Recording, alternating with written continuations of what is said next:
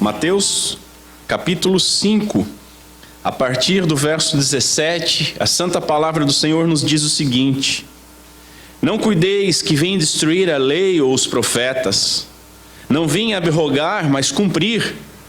Porque em verdade vos digo que até que o céu e a terra passem, nem um jota ou um tio jamais passará da lei, sem que tudo seja cumprido.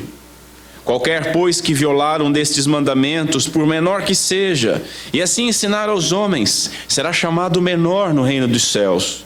Aquele, porém, que os cumprir e ensinar, será chamado grande no reino dos céus. Porque vos digo que se a vossa justiça não exceder, e muito, a dos escribas e fariseus, de modo nenhum entrareis no reino dos céus. Ouvistes o que foi dito aos antigos: Não matarás, mas qualquer que matar será réu de juízo. Eu, porém, vos digo que qualquer que sem motivo se encolerizar contra o seu irmão será réu de juízo. E qualquer que disser a seu irmão, racá, será réu do sinédrio. E qualquer que lhe disser, moros, será réu do fogo do inferno. Portanto, se trouxeres a tua oferta ao altar, e aí te lembrares que o teu irmão tem alguma coisa contra ti, deixa ali diante do altar a tua oferta, e vai reconciliar-te primeiro com teu irmão, e depois vem e apresenta a tua oferta. Concilia-te depressa com teu adversário, enquanto estás no caminho com ele, para que não aconteça que o adversário te entregue ao juiz, e o juiz te entregue ao oficial, e te encerrem na prisão. Em verdade, te digo que de maneira nenhuma sairás dali, enquanto não pagares até o último centavo. Ouvistes o que foi dito aos antigos: Não cometerás adultério. Eu, porém, vos digo que qualquer que atentar numa mulher para cobiçar, já em seu coração cometeu o adultério com ela. Portanto, se o teu olho direito te escandalizar, arranca-o e atira-o para longe de ti. Pois te é melhor que se perca um dos teus membros, do que seja todo o teu corpo lançado no inferno. E se a tua mão direita te escandalizar, corte-a e atira para longe de ti, porque te é melhor que um dos teus membros se perca, do que seja todo o teu corpo lançado no inferno. Também foi dito: qualquer que deixar sua mulher, dê-lhe carta de divórcio. Eu, porém, vos digo que qualquer que repudiar a sua mulher, a não ser por causa de fornicação, faz que ela cometa adultério, e qualquer que casar com repudiada comete também adultério. Outro sim, ouvistes o que foi dito aos antigos: Não perjurarás, mas cumprirás os teus juramentos ao Senhor. Eu, porém, vos digo que de maneira nenhuma jureis, nem pelo céu, porque é o trono de Deus, nem pela terra, porque é o estrado dos seus pés, nem por Jerusalém, porque é a cidade do grande rei, nem jurarás pela tua cabeça, porque não podes tornar um cabelo branco ou preto. Seja, porém, o vosso falar sim, sim, não, não, porque o que passa disso é de procedência do demônio. Ouvistes o que foi dito: olho por olho, dente por dente. Eu, porém, vos digo que não resistais ao mal, mas que qualquer que te bater na face direita, oferece-lhe também a outra. E ao que quiser pleitear contigo e tirar-te a túnica, larga-lhe também a capa. E se qualquer te obrigar a caminhar 1 milha, vai com ele 2. Dá a quem te pedir, e não te desvies daquele que quiser que lhe emprestes. Ouvistes o que foi dito: Amarás o teu próximo e odiarás o teu inimigo. Eu, porém, vos digo: amai os vossos inimigos, bendizei os que vos maldizem, fazei bem os que vos odeiam, e orai por aqueles que vos maltratam e vos perseguem, para que sejais filhos do vosso Pai que está nos céus. Porque faz que o seu sol se levante sobre maus e bons, e a chuva desça sobre justos e injustos. Pois se amardes apenas o que vos amam, que recompensa tereis? Não fazem os publicanos também o mesmo? E se saudardes unicamente os vossos irmãos, que fazeis demais? Não fazem os publicanos também assim? Sede vós, pois, perfeitos, como é perfeito o vosso Pai que está nos céus. Até aqui.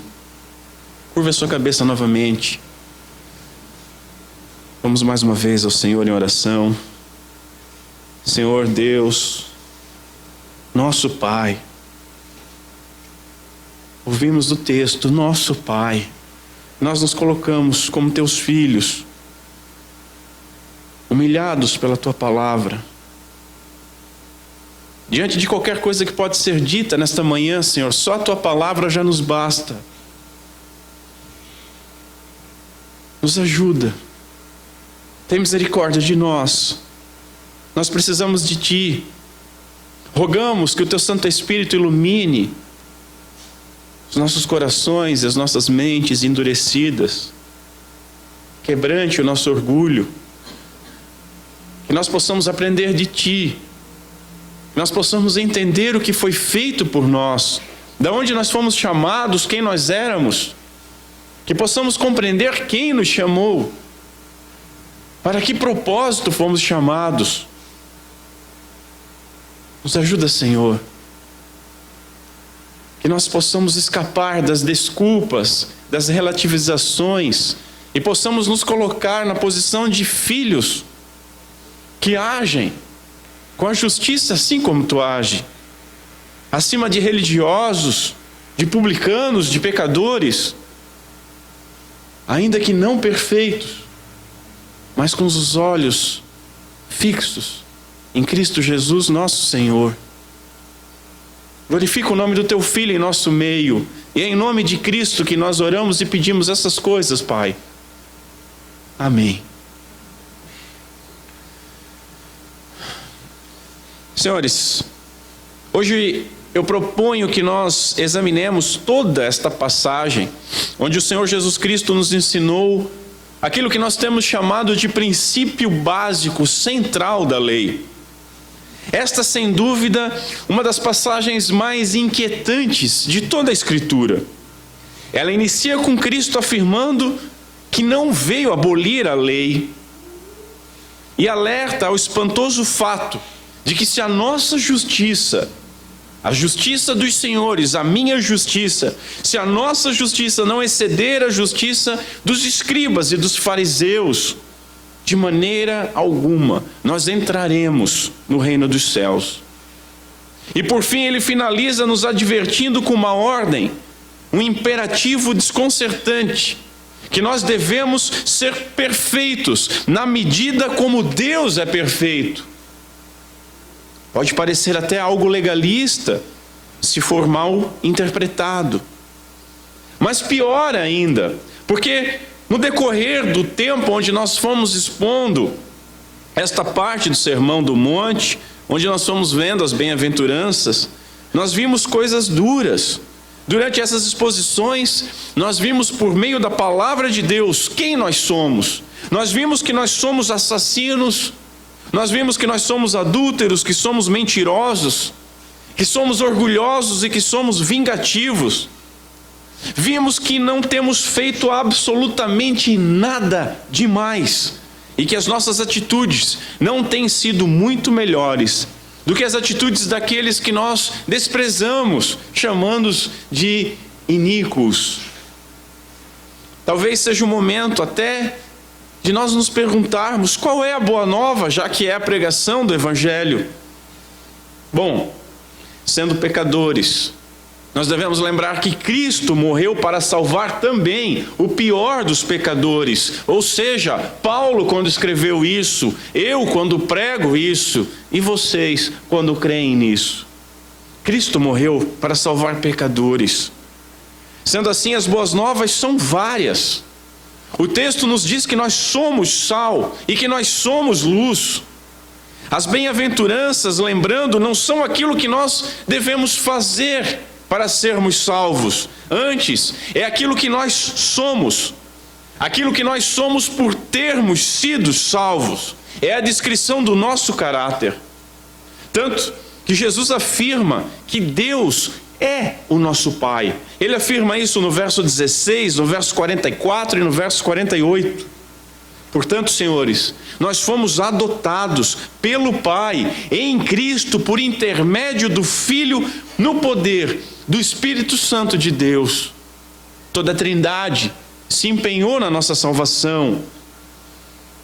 Nós fomos adotados pelo Pai que está nos céus governando todas as coisas, com Cristo Jesus à sua destra.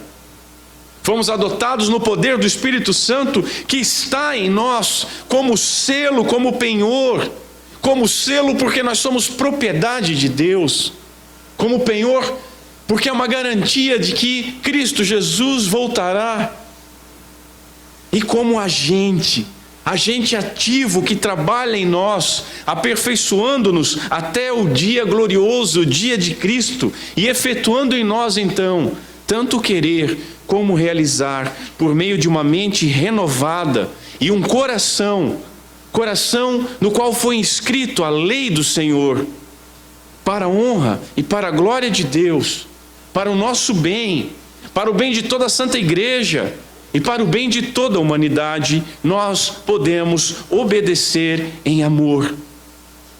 É isso que nós temos nos esforçado em expor nesse sermão.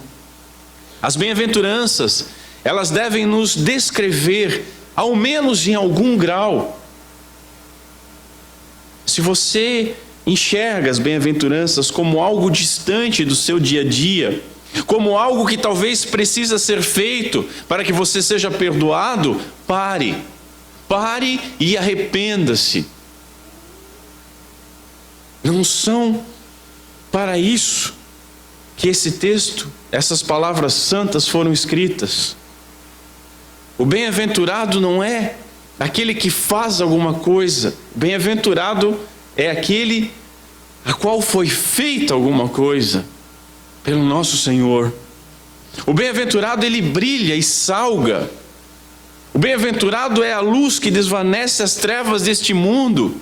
É o conservante sobrenatural que tanto preserva quanto dá gosto a este mundo caído. O bem-aventurado é isso. Não é algo natural. Não é algo que nós nascemos com isso. Não é possível ao homem caído. Não é por causa da nossa bondade inerente. O bem-aventurado, ele não é alguém que é um pouquinho melhor do que os outros.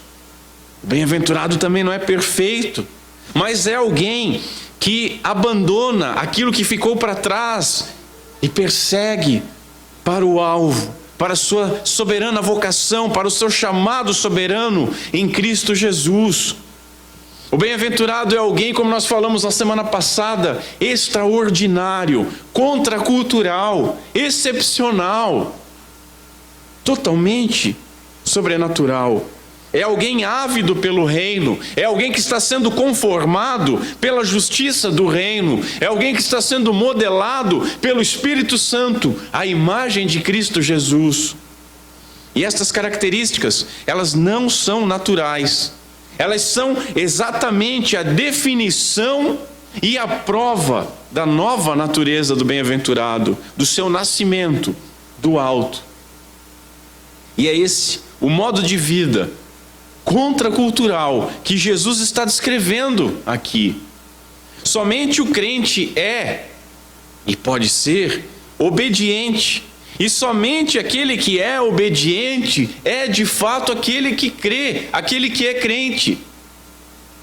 No capítulo 6, Jesus vai falar a respeito da piedade do bem-aventurado. Mas aqui nesse capítulo 5, ele estabelece a base para a correta obediência, a correta observação da lei. Jesus está interpretando a lei, ele não está anulando, ele não está alterando, ele não a piorou, muito menos afrouxou, nada disso. Ele expõe o sentido central da lei, e ele faz isso em 6 temas, e esses 6 temas com vários exemplos. Mas o nosso Senhor não está definindo aqui, como muitos gostariam que estivesse, uma casuística cristã. Não é isso que ele está fazendo. Ele não apresenta um exaustivo conjunto de regras. Pode, não pode, até aqui eu vou, até aqui eu não vou. Mas e se isso, mas e se aquilo? Não é isso que ele está fazendo. Mas ele está demonstrando que durante a lei, em toda a lei, há um fio condutor. Esse fio ele perpassa pelo centro. ele perpassa pelo âmago de cada um dos mandamentos e de todos os mandamentos. Um princípio apenas. Isso é o que nós temos chamado constantemente de princípio, sentido básico central, aquele princípio que Jesus apontou, algo que define a lei, algo que demonstra o uso correto da lei, algo que revela a finalidade da lei. E não sou eu que estou afirmando, mas é as Escrituras que afirmam que esse fio condutor da lei é o amor. O amor. Levítico 19, verso 18, nos diz o seguinte: não te vingarás, nem guardarás ira contra os filhos do teu povo, mas amarás o teu próximo como a ti mesmo. Eu sou o Senhor. Que palavra! Que palavra, senhores! Que mandamento! Que exigência! Que autoridade! Que santidade! Reafirmo, não há um mais se isso, mais se aquilo. Não há um ame dessa forma, talvez, quem sabe, mas só se ele fizer isso, ou até tal limite. Não há nada disso. Amarás ao teu próximo. Quanto nós podemos perguntar? Como a ti mesmo.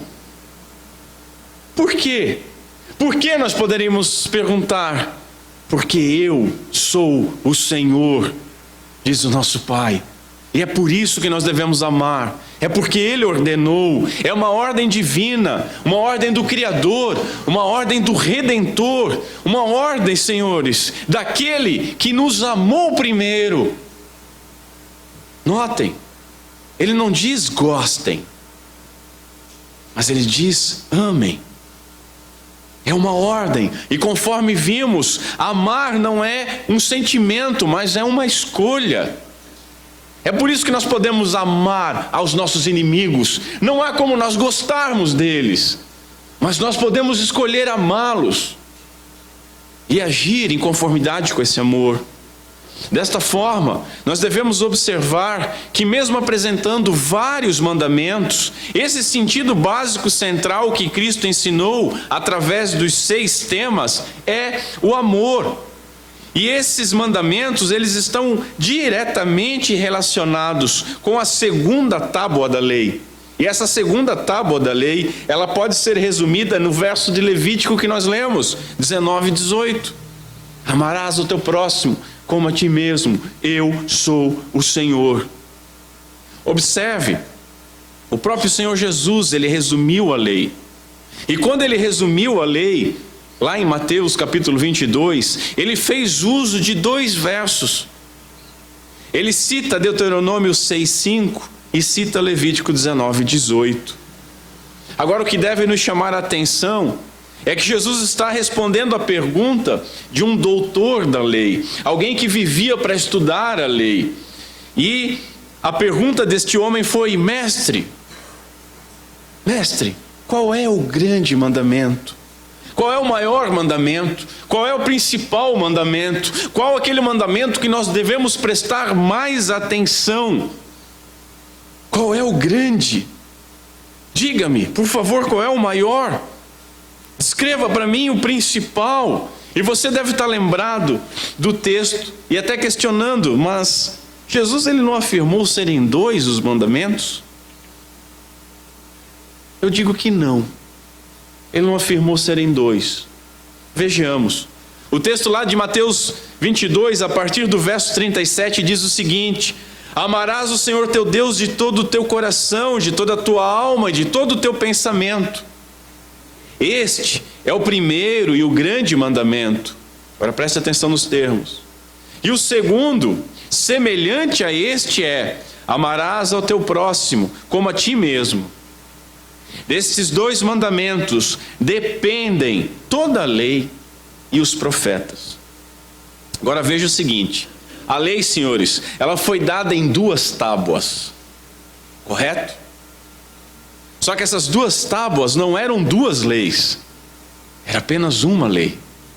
Foi dada apenas uma lei para o homem. Jesus, ele resume a primeira tábua Aqueles mandamentos verticais que se relacionam direto do homem para com Deus, o seu Criador, na primeira sentença, assim como a primeira tábua, citando então Deuteronômio. Logo em seguida, Jesus ele resume a segunda tábua da lei, aqueles mandamentos chamados mandamentos sociais, os mandamentos horizontais do relacionamento do homem para com os demais, para com os outros homens. E faz isso na segunda sentença. E é isso que o Senhor tem destacado aqui no Sermão do Monte, quando ele fala a respeito da lei, que ele não veio abolir a lei. Ele começa a tratar com esses mandamentos sociais, ele começa a tratar com esses mandamentos horizontais, que dizem respeito ao trato com os demais homens. Didaticamente, o Senhor ele obedece essa estrutura, mas apesar de afirmar, e são palavras do próprio Cristo, destes dois mandamentos, Jesus resume as duas tábuas da lei, da única lei, toda a lei, numa única ideia. Há uma ideia apenas a respeito da lei.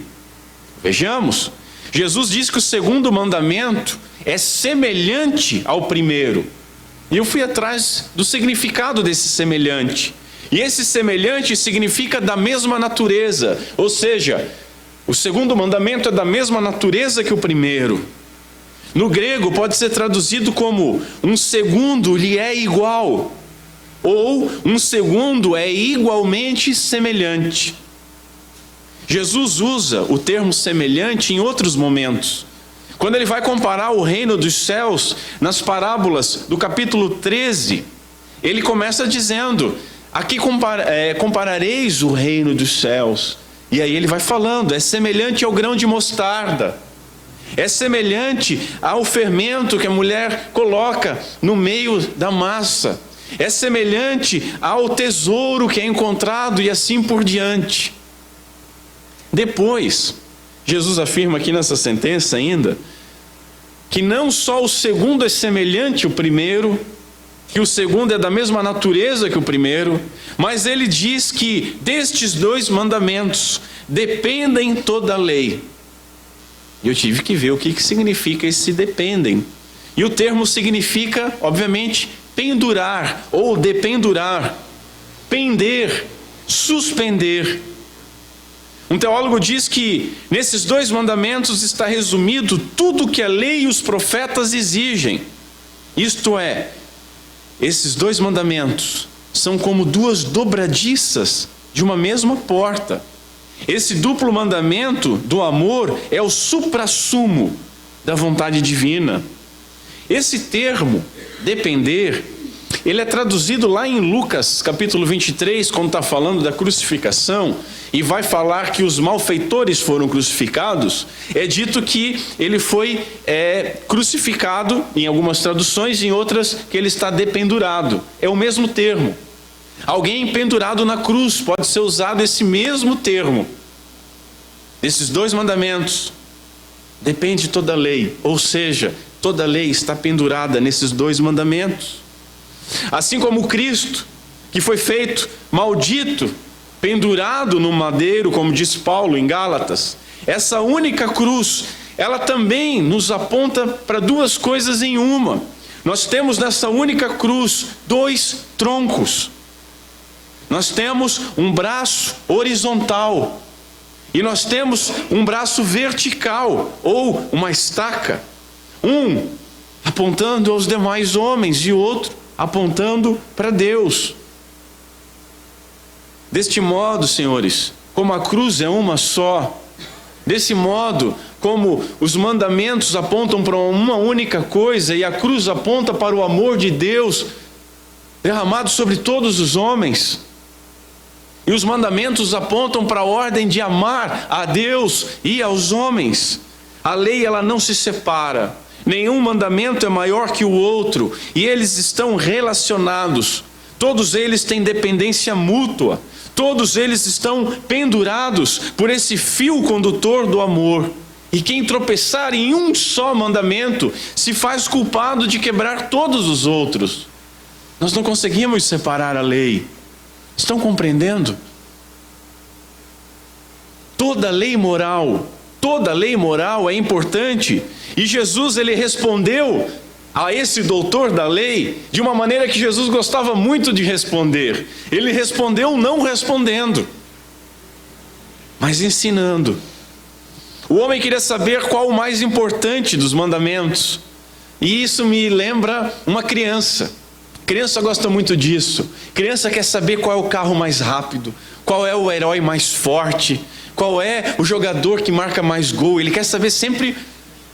E como uma criança, esse doutor da lei chega questionando Jesus, tentando, talvez com sinceridade, mas muito provavelmente mais uma vez numa pegadinha: qual é o maior mandamento? Qual deles é o mais importante? E Jesus responde: todos. A resposta de Jesus na realidade é essa: todos. Todos os mandamentos são importantes. Ele citou o resumo da lei. E aqui Cristo mostra também esse sentido básico central da lei, que é o amor. Amarás a Deus e amarás ao teu próximo. Essa é a lei. Essa é a lei. É isso que a lei ordena. É isso que a lei traz. É isso que a lei proíbe. Ela proíbe odiar. Ela proíbe desprezar tanto a Deus como os homens. Esse é o fio condutor. E essa é a finalidade da lei do Senhor. É como se Jesus respondesse aqui: toda lei é grande, filho. Toda lei é importante, pois a lei fala sobre o amor e a Deus e ao próximo de maneira semelhante. Esses dois mandamentos estão pendurados. A lei, ela fala sobre esses dois mandamentos. Sendo assim, inegavelmente, as duas tábuas da lei, os dois grandes mandamentos, são igualmente semelhantes.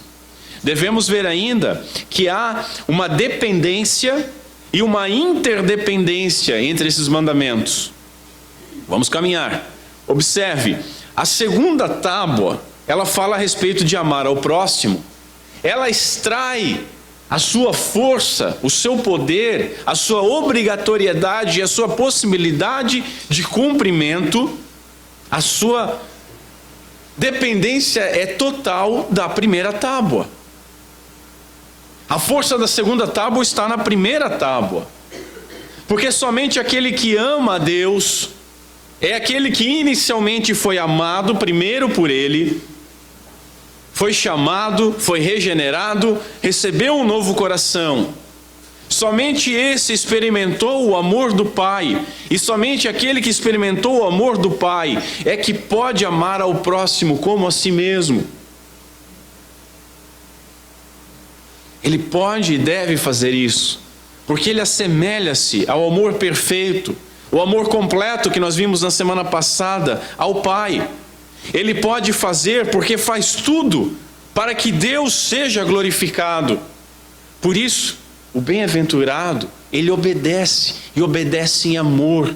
Por isso os mandamentos não são pesados, como diz o apóstolo na sua primeira epístola de João.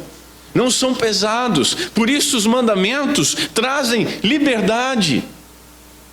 A liberdade de poder amar a Deus e poder amar ao próximo. Os mandamentos nos trazem entendimento de quem nós somos e da nossa dependência a Deus. Há uma inter-relação e há uma interdependência. Somente aquele que de fato ama o próximo é aquele que ama a Deus. Amar a Deus e ao próximo estão pendurados na lei, inseparavelmente. Nós amamos a Ele porque Ele nos amou primeiro, diz João. E a prova que nós amamos realmente a Deus é essa obediência do amor ao próximo. Lembram? A segunda tábua extrai a força da primeira. Se alguém diz, continua João, eu amo a Deus e odeia seu irmão, ou odeia ao próximo, ou não ama o inimigo em obediência a esse Deus, é mentiroso. Diz ele em outro lugar: pois quem não ama seu irmão a qual viu, como pode amar a Deus a quem não viu? E dele, de Deus, nós temos este mandamento: que quem ama a Deus ame também ao seu irmão. Estão compreendendo isso, senhores? Aqui o apóstolo demonstra o interrelacionamento e a interdependência das duas tábuas da lei, de tal maneira que ele resume em um mandamento aquilo que Jesus já havia resumido em dois, e que eu disse para os senhores que é um só. Dele temos este mandamento: que quem ama a Deus, ame também ao seu irmão, ame também ao seu próximo. Lembrando que próximo é ame também ao seu inimigo. Mas aí você deve até estar se perguntando assim: tudo bem, bacana, mas por que você está falando tudo isso? Por que você foi tão longe? Exatamente para reafirmar tudo aquilo que Jesus afirmou em seu sermão. É por isso que eu fui tão longe. É para reafirmar tudo aquilo que nós temos chamado de sentido básico central da lei.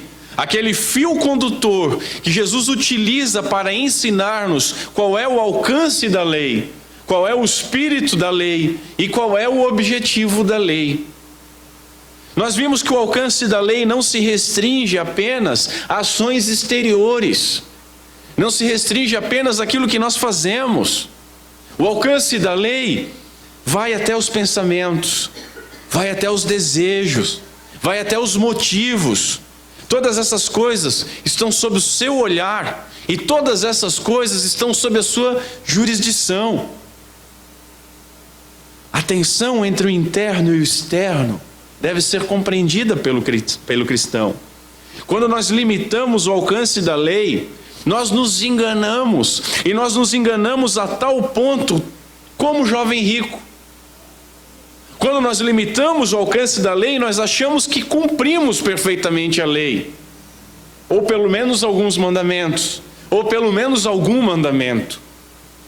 Mas nós devemos lembrar sempre que a ação exterior, ela tem sempre o seu início numa ação interior, uma ação invisível aos homens, mas uma ação sempre visível a Deus, sob a jurisdição da lei. É pela lei que é julgado o nosso coração.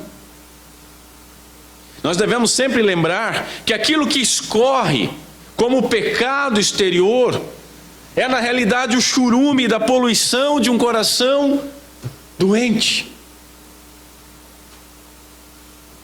A boca blasfema, ela é gerada por um coração blasfemo.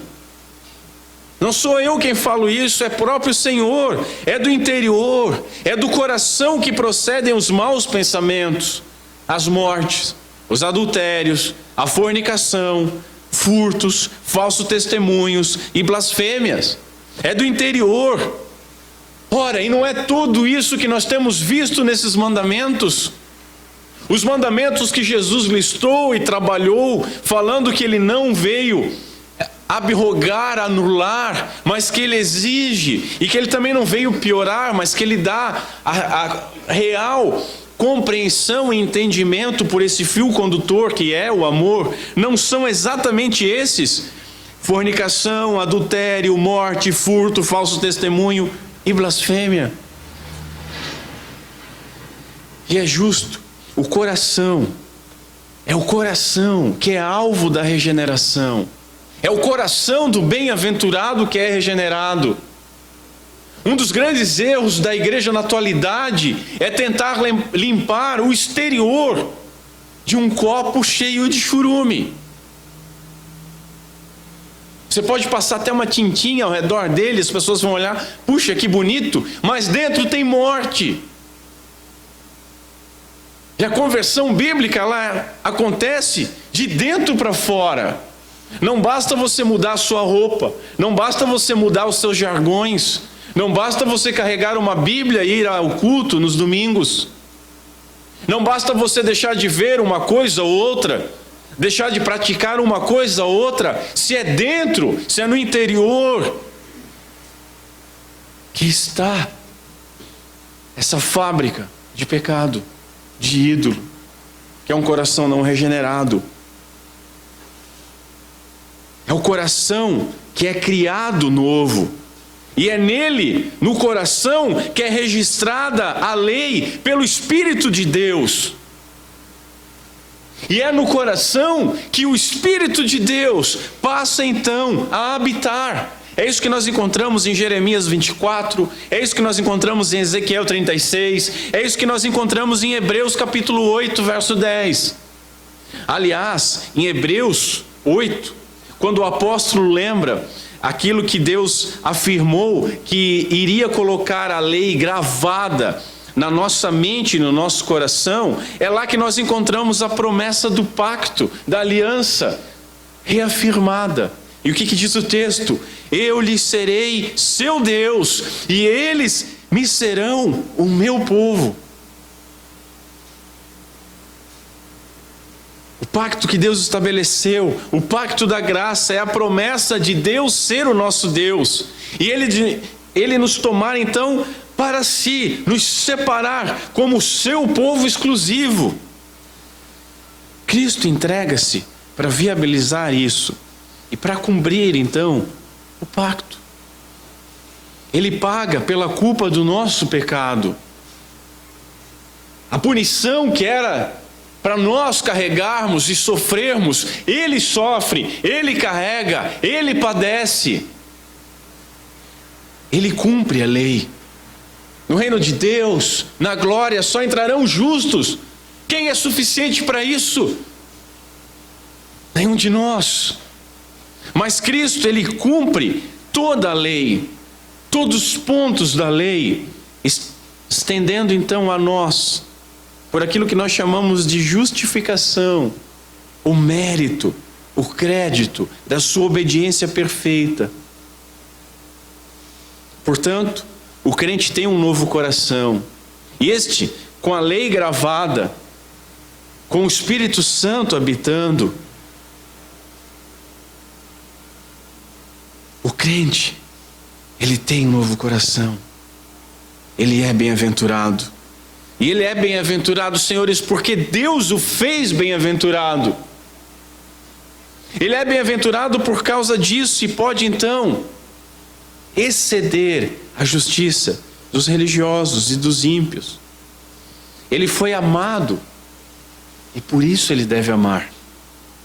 Dessa maneira, o bem-aventurado evita o assassinato, a ira, o adultério que pode levar ao divórcio, as blasfêmias, as promessas vãs e mentirosas, a vingança, o ódio. Ele evita tudo isso quando ainda estão surgindo no coração. E ali é que o bem-aventurado busca mortificar a menor semente de pecado e de corrupção, antes que aquilo venha florescer. Ele não se preocupa com regrinhas, com pode e não pode, isso não é desprezar a lei. Mas ele entendeu o espírito da lei. Ele junta a letra e o espírito da lei. Ele se preocupa em amar a Deus e se preocupa em amar ao próximo, como a si mesmo. Veja, os mandamentos são simples. Eles são simples se nós observarmos além de mera casuística, além de mera curiosidade, além de mera corrupção em saber até onde nós podemos ir que estamos seguros, ou quando que nós podemos tomar tal atitude que não é pecaminosa. Se nós formos além disso, os mandamentos são simples. Ame a Deus e ame ao próximo. É simples. Faça ao próximo o que você gostaria que fosse feito a você. Não faça ao próximo aquilo que você não gostaria que fosse feito a você. O amor é o princípio, o amor é o fio condutor. E se você ama a Deus e se você ama o próximo, obviamente você não invejará, você não vai ter motivos para inveja. Você não roubará porque você não tem motivos para roubar. Você não vai mentir, por que mentir? Você não vai adulterar longe de você. Você não afrontará, não se vingará e assim por diante. E que Deus nos ajude. O espírito da lei também fica claro para o bem-aventurado. Ele não despreza e tampouco se limita à letra da lei. Mais do que não cometer o pecado proibido pelo mandamento, o bem-aventurado busca ações afirmativas, ele busca ações positivas, e assim ele não limita-se, e tampouco se satisfaz simplesmente com uma obediência exterior, fria, legalista. Eu fiz o que a lei mandou. Aqui a lei deixa eu fazer. Isso eu não preciso fazer.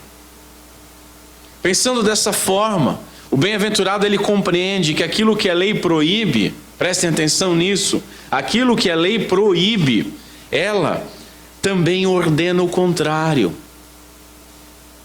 E aquilo que ela ordena o contrário, ela proíbe. Vamos dar um exemplo que fica mais fácil.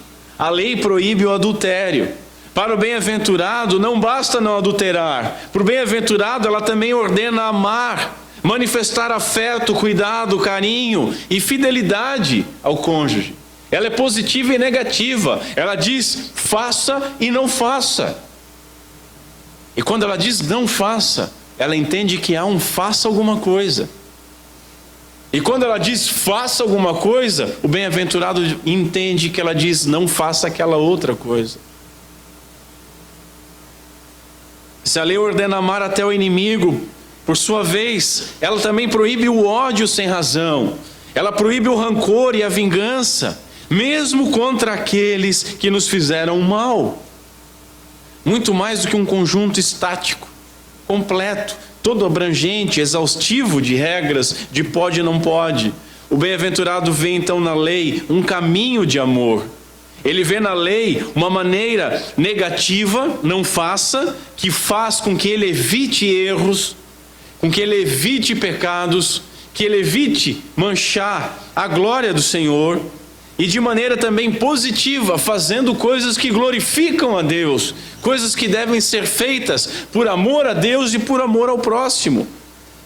E isso é aquele algo a mais que Jesus falou na semana passada, como nós vimos. O que fazeis demais? Isso é o extraordinário. Isso é conseguir amar até mesmo aqueles que não merecem, tal como o nosso Pai, que é bondoso para com todos. E é justamente esse amor do Pai que se revela tanto a justos quanto a injustos, tanto a bons quanto a maus, que indica o princípio e a régua para a perfeição que Jesus ensina e exige no verso 48. Sede perfeitos, como perfeito é o vosso Pai. Sermos perfeitos de maneira sobrenatural, de maneira contracultural, no amor tal qual o nosso Pai Celeste é amoroso, é maravilhoso, é perfeito.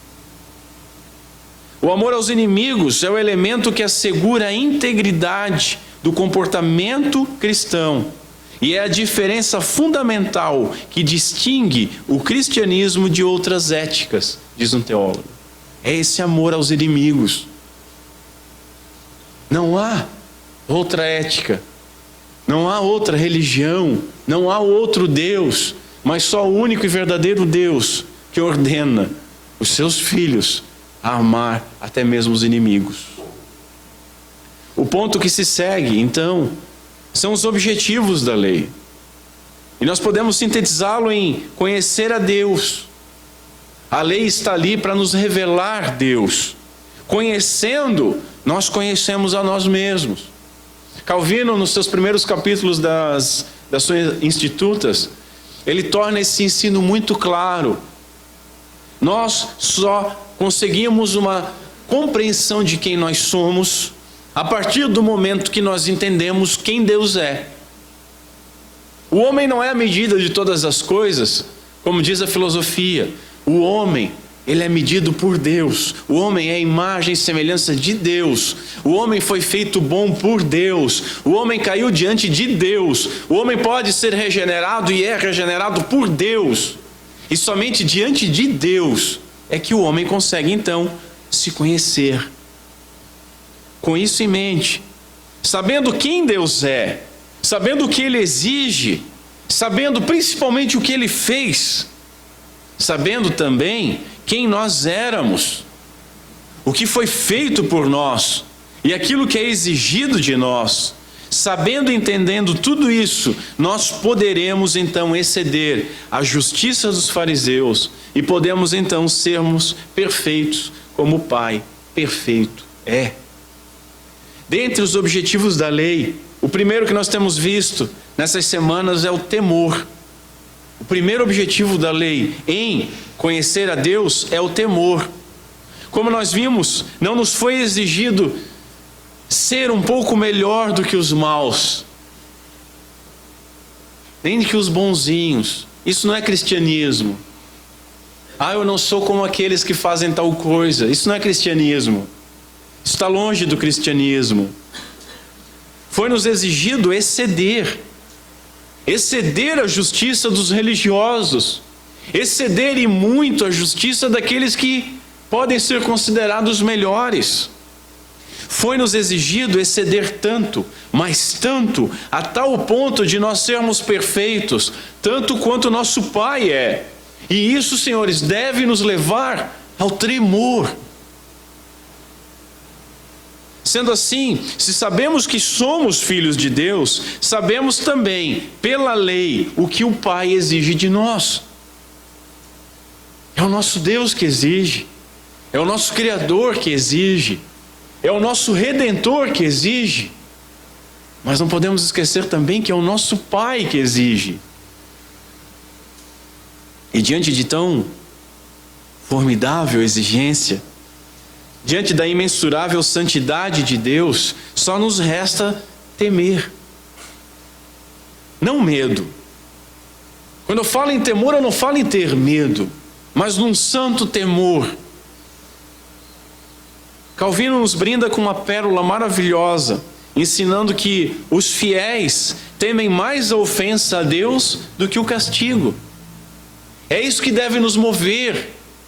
Nós não vamos a Cristo para não irmos para o inferno, senhores. Isso é limitar o cristianismo de tal maneira, com tal mesquinhez, que deveria nos dar ânsia de vômito. Os fiéis temem mais a ofensa a Deus do que o castigo. Por quê? Porque os fiéis obedecem à lei. E o primeiro mandamento é amar a Deus sobre todas as coisas. E quem ama a Deus todas as coisas, semelhantemente, pendurado na mesma lei, ama o próximo, por causa de Deus.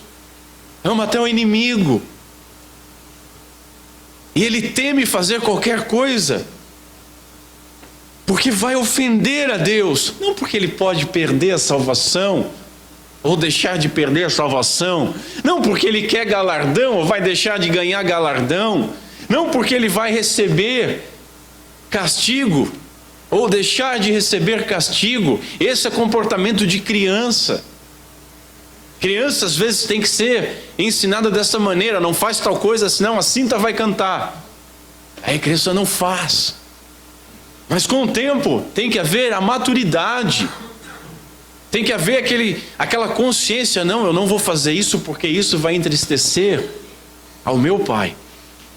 E se nós podemos ter pensamento tão elevado de não queremos deixar triste nós, pecadores, aos nossos pais, que pecadores também são, como que nós não nos importaremos em deixar o nosso Pai celeste entristecido, ofendido com aquilo que nós fazemos? Os fiéis são chamados a amar a Deus e são chamados a amar ao próximo.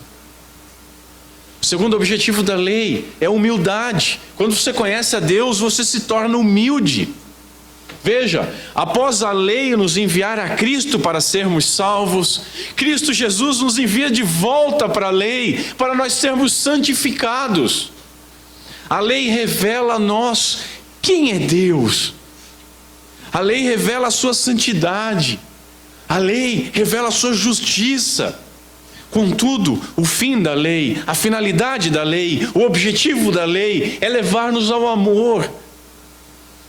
A humildade, senhores, ela surge da consideração das nossas fraquezas. Quando nós conhecemos a Deus, quando nós vemos na lei a santidade e a justiça de Deus, isso nos leva a considerar as nossas fraquezas.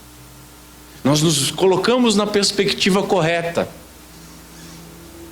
da criatura diante do Criador. A lei nos ordena amar a Deus e amar ao próximo. E o apóstolo ensina que aquele que não ama não conhece a Deus. Por quê? Porque Deus é amor. Nós estamos falando de amor desde o princípio. E notem, em nossos dias é comum as pessoas falarem até contra a lei e legalismo e blá blá blá. Nós estamos falando aqui de amor, de amar a Deus sobre todas as coisas, de amar ao próximo e ao irmão e ao inimigo como a si mesmo.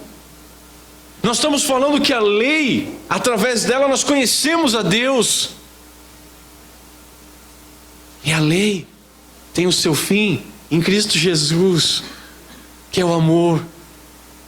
A lei tem a finalidade de nos levar ao amor.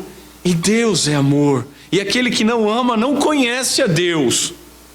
A finalidade da lei e o objetivo é revelar-nos que Deus é amor, para que possamos então ser moldados à sua imagem.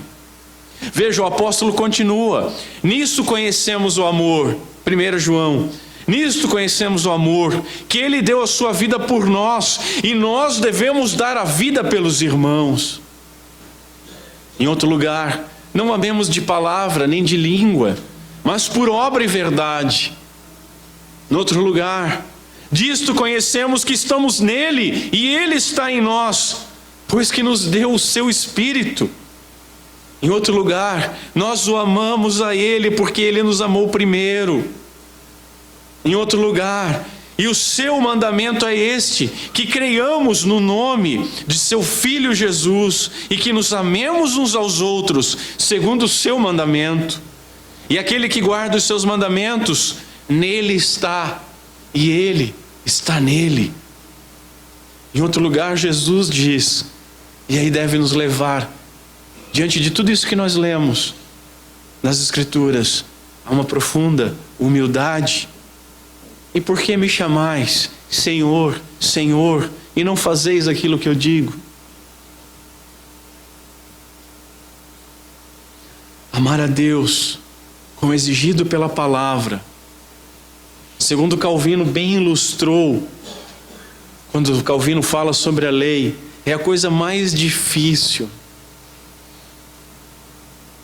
Amar a Deus sobre todas as coisas é a coisa mais difícil que nos é exigido. Temos que derrubar todos os nossos ídolos e templos internos, todo o nosso orgulho, toda a nossa autossuficiência, todos os nossos achismos. Não há algo mais difícil do que amar a Deus sobre todas as coisas. E Calvino vai nos dizer o seguinte: quem consegue amar a Deus sobre todas as coisas, olha para os demais mandamentos como simples. Mesmo porque a segunda tábua depende da primeira. E é por aí que nós devemos iniciar. Nós somos chamados à humildade. Não podemos esquecer jamais que a força da segunda tábua depende da obediência primeira. É muito fácil nós dizermos que amamos a Deus. Pessoas mentem sobre isso nas suas orações, constantemente. Pessoas mentem sobre isso nas músicas que cantam, dia do Senhor após dia do Senhor. Ah, eu te amo, tu és tudo para mim, tu és o que eu espero, tu és o que eu preciso, e blá blá blá. É fácil dizer que amamos a Deus, é fácil nós dizermos que amamos o próximo. Difícil é amar o nosso vizinho, difícil é amar o nosso irmão, difícil é amar o nosso parente, difícil é amar aquele que nos fez mal. Difícil é provar esse amor a Deus, difícil é provar esse amor ao próximo, porque a prova desse amor, ela pode ser visivelmente julgada. Quando nós dizemos que amamos, está no subjetivo. Agora, a atitude pode ser julgada. E nós temos nos comportado como se amássemos. Somente quando nós cremos e executamos em obediência amorosa a segunda tábua, o amar ao próximo como a nós mesmos, é que nós testemunhamos que obedecemos e que cremos na primeira tábua. Se você não ama o próximo que você vê, como é que você vai dizer que ama a Deus? Como é que eu vou acreditar em você? Como é que você vai acreditar em mim? Como é que o mundo vai acreditar na igreja? O que fazeis demais?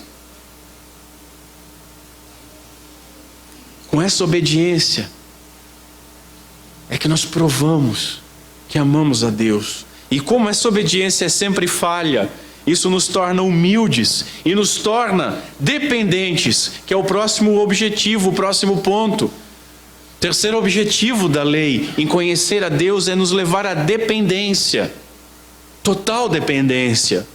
Tem um comentário judaico da Torá, ou Pentateuco, da lei, os 5 primeiros livros, que diz o seguinte: aquilo que odeias, não faças ao teu próximo. Essa é toda a Torá, essa é toda a lei, o resto é comentário. Veja como é simples, como nós nos perdemos em casuísticas, simplesmente para colocar obstáculos para que a palavra de Deus não revele o nosso coração duro, para que nós possamos nos esconder. Não, mas veja bem, quem sabe, talvez aqui, será que a tradução não diz diferente? Não é fácil amar. Um puritano escreveu o seguinte: quem ama o próximo como a si mesmo, nunca pode abrigar pensamento baixo ou injurioso, ou ser falto de expressões de generosidade. Ele prefere sofrer 1000 afrontas a ser culpado de uma, e nunca se considera feliz, a não ser quando um ou outro é beneficiado por ele. A maldade ou a ingratidão dos homens é incapaz de resistir o seu amor. Ele passa por alto das injúrias sofridas de outros. Ele vence o mal que deles procedem com o bem. Ele nunca tem em vista qualquer vingança contra os seus maiores e mais maldosos inimigos, que não seja colocar sobre eles todos os favores que lhes puder fazer, quer eles queiram, quer não. Henry Scougal, esse servo de Deus, morreu com 27 anos, escreveu isso e viveu isso.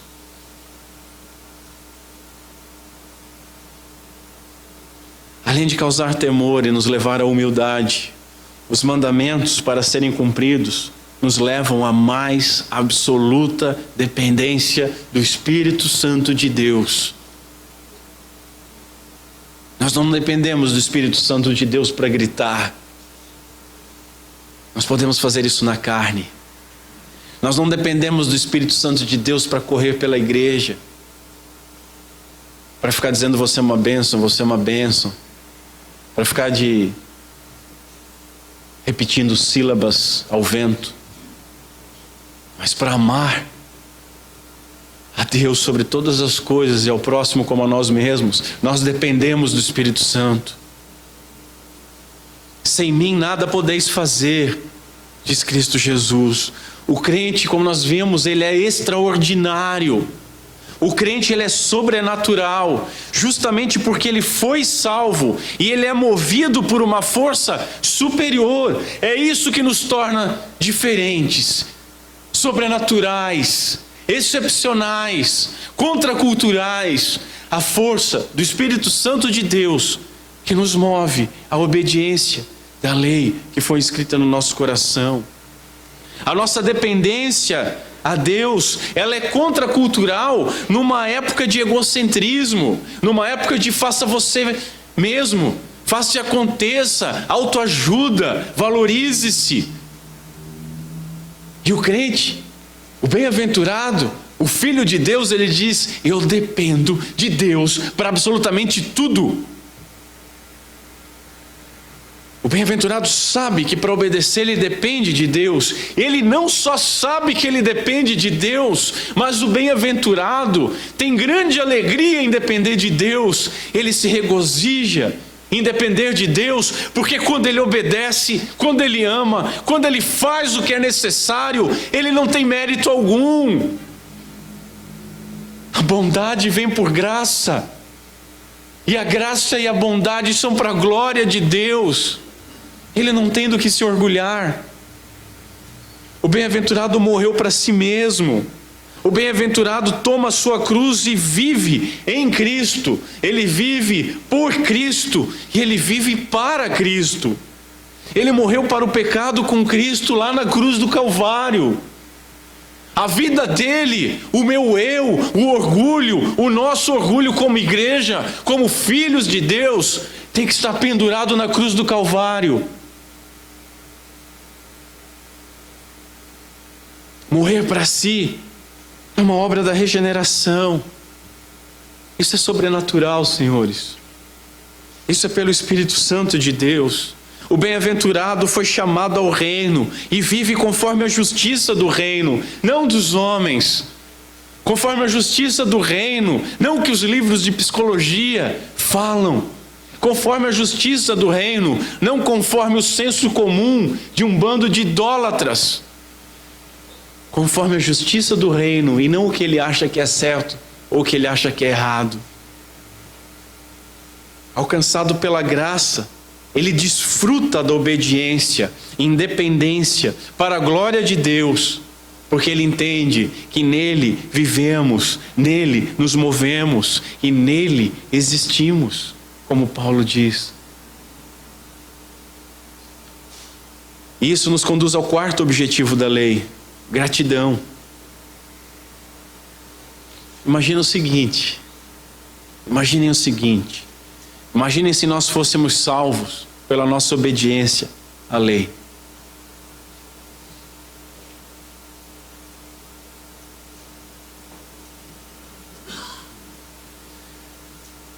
Cristo cumpriu a lei. Tanto a dívida pela nossa quebra da lei foi levado por Ele, quanto a plena obediência. A obediência de um justo, que nos é atribuída naquilo que nós chamamos de justificação. O Pai, quando olha para nós, Ele olha através da justiça de Cristo. Por isso que a palavra de Deus nos chama de justos.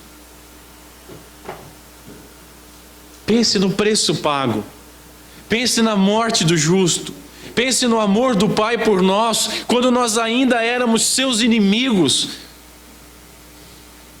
Como é que nós vamos responder a esse amor, senhores? Como que nós vamos responder a esse amor? Como que nós temos respondido a esse amor?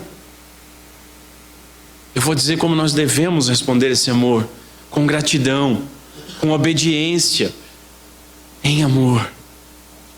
O bem-aventurado recebeu o Espírito Santo.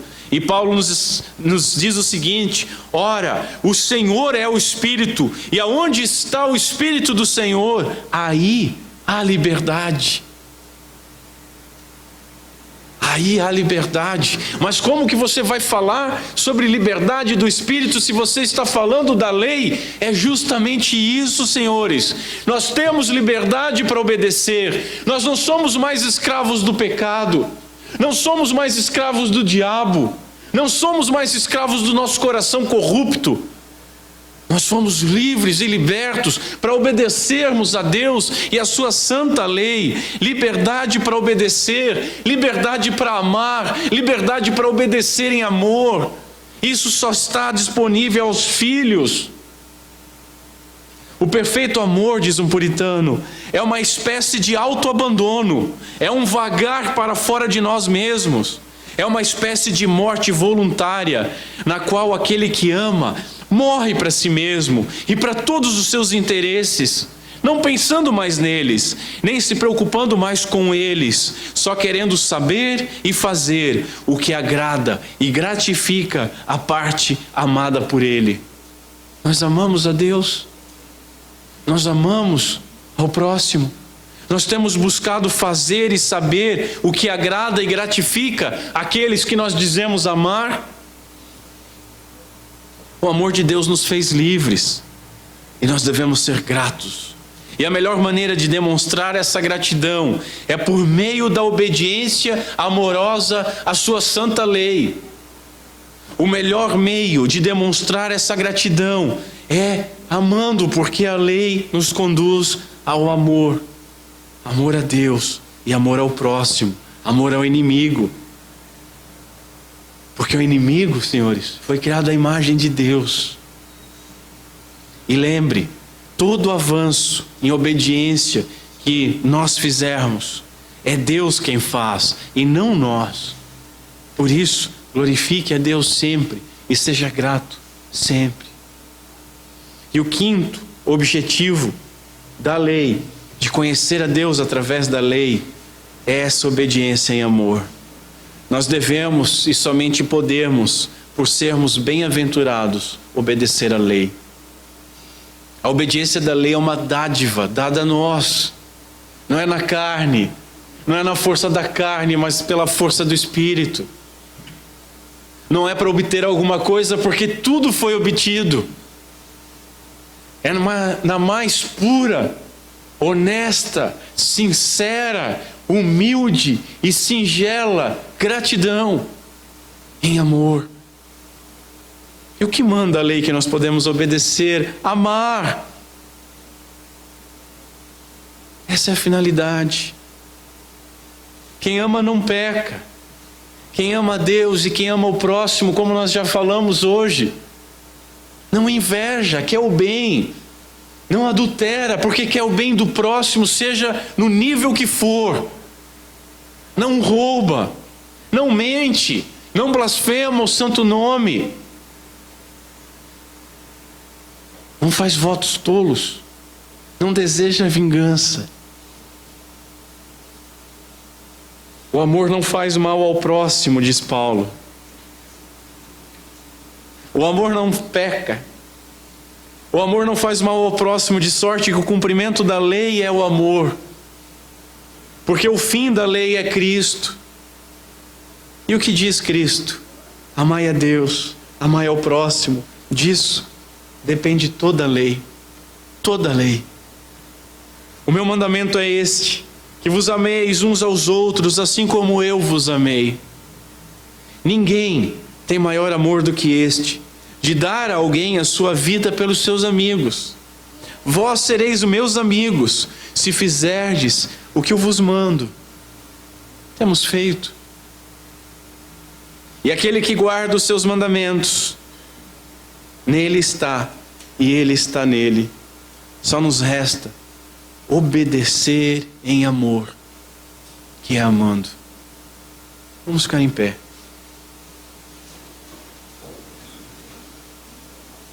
O puritano Henry Scougal tem uma frase maravilhosa que eu gostaria de encerrar antes de nós orarmos. Prestem atenção. Quem prescreverá uma lei para os que amam? Quem prescreverá uma lei para os que amam? O amor é uma lei mais poderosa e ela os impulsiona.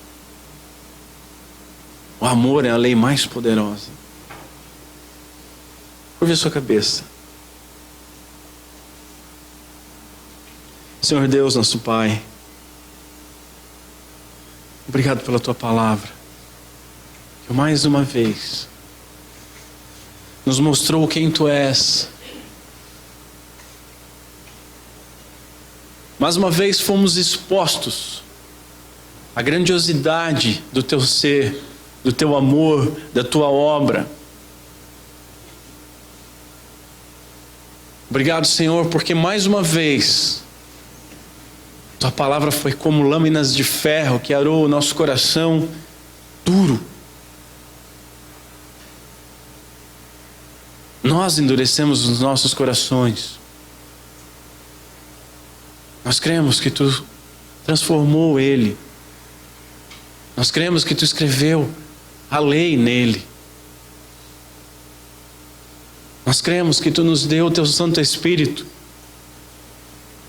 para obedecermos, Te amando e amando ao próximo. Nós confessamos a nossa dependência, a nossa debilidade, e a nossa fraqueza e a nossa quebra,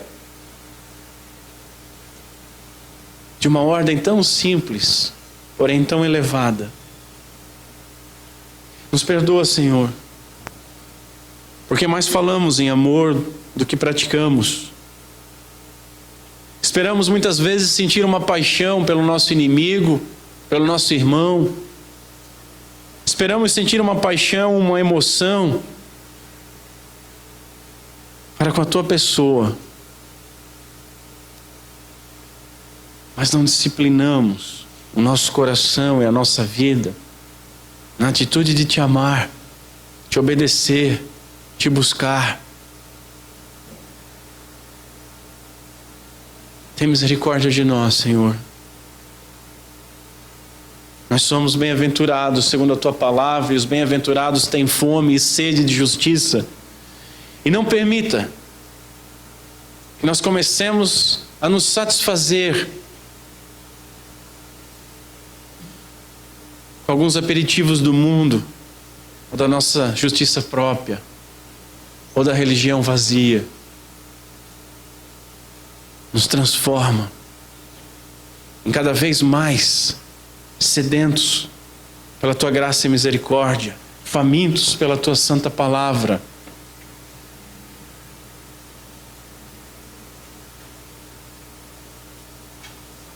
A Tua palavra nos humilha, Senhor, a tal ponto que nós, como igreja, estamos hoje pedindo a Ti, clamando a Ti, para que Tu nos dê liberdade de amar, que é a obediência da Tua lei.